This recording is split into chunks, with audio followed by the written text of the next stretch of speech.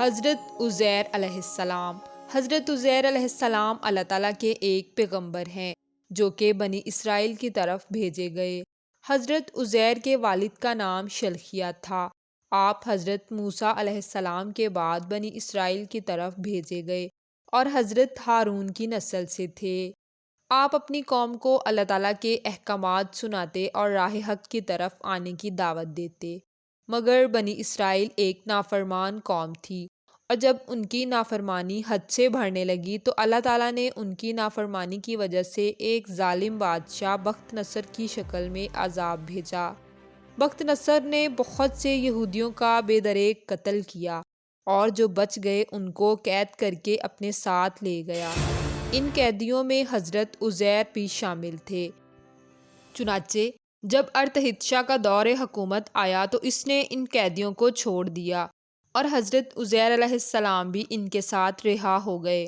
پھر ایک دن حضرت عزیر اپنے گدھے پر سوار ہو کر یروشلم آئے اور کیا دیکھتے ہیں کہ وہاں بہت سے لوگوں کی قبریں بنی ہوئی ہیں اور وہ شہر برباد اور ویران ہوا پڑا ہے۔ یہ منظر دیکھ کر آپ کی آنکھوں سے آنسو نکل پڑے اور اللہ تعالیٰ سے فرمانے لگے کہ اے اللہ، ان لوگوں کو تو کیسے زندہ کرے گا اور اس ویران شہر کو تو کیسے آباد کرے گا؟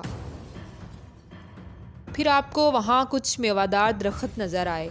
آپ نے ان درختوں سے انگور اتارے اور کچھ کھانے لگے اور کچھ کا رس نکال کر پینے لگے، جبکہ کچھ انگور آپ نے اپنے پاس محفوظ کر لیے۔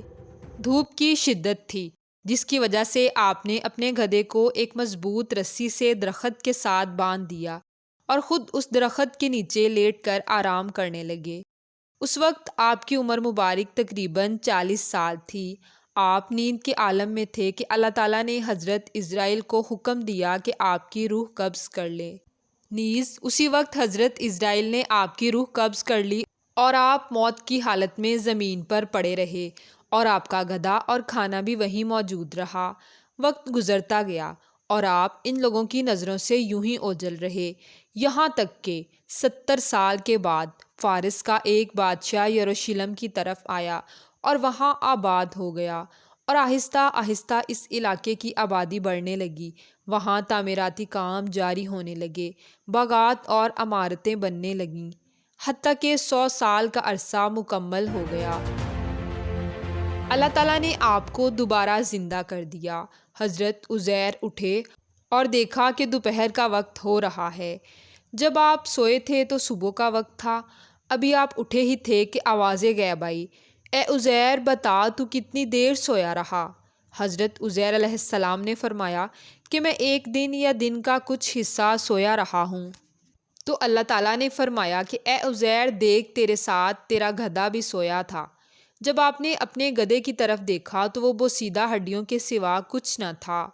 اسی وقت آوازیں غائب آئی، اے عزیر، اللہ نے تمہیں 100 سال تک سلا دیا تھا اور آج تمہیں دوبارہ زندگی دی ہے، اور اپنے گدھے کی طرف دیکھ کہ میں اسے کس طرح دوبارہ زندہ کرتا ہوں۔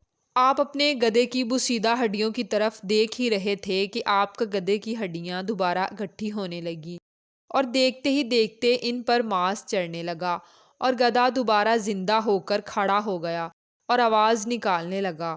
پھر اللہ تعالیٰ کی آوازیں غائب آئی، اے عزیر، اپنے کھانے کی طرف دیکھ جو کہ بالکل ویسا ہی ہے جیسا تب تھا۔ حضرت عزیر علیہ السلام اللہ تعالیٰ کا شکر ادا کرنے لگے اور رونے لگے اور کہنے لگے کہ بے شک اللہ تو ہر چیز پہ قادر ہے۔ جب آپ نے اس بستی کی طرف دیکھا تو وہ آباد ہو چکی تھی۔ آپ اس بستی کے لوگوں کے پاس آئے اور پوچھا کہ کیا تم اللہ کے نبی عزیر کو جانتے ہو؟ وہ لوگ کہنے لگے، ہاں، اب سے 100 سال پہلے اللہ کے ایک نبی ہوا کرتے تھے۔ آپ نے ان لوگوں کو بتایا کہ میں ہی وہ اللہ کا نبی عزیر ہوں۔